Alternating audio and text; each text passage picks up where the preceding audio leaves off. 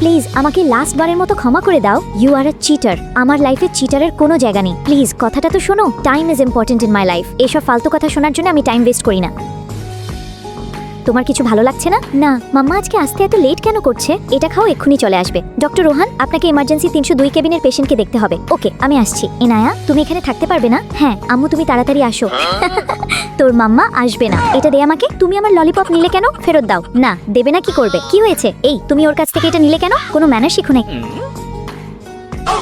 Jenny আপনার manner কতটুকু? এইটুকুনি একটা বাচ্চার গায়ে হাত তুলছেন। এখান থেকে যান, না হলে আমি পুলিশে কমপ্লেন করব। চলো এখান থেকে তাড়াতাড়ি। ইনায়া তুমি কোথাও ব্যথা পাওনি তো? না মাম্মাম। তুমি কখন আমাকে পাপা কাছে নিয়ে যাবে? আগে তুমি হসপিটাল থেকে সুস্থ হয়ে বাসায় যাও, তারপর আমরা দেখা করব। ওকে আচ্ছা। দেখো পাপাকে টিভিতে দেখাচ্ছে। হ্যাঁ তাই তো।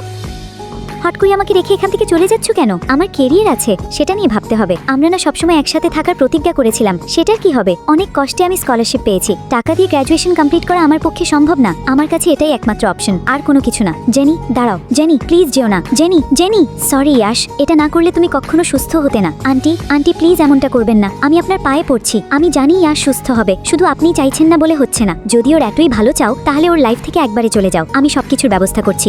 আম্মু খাবে না?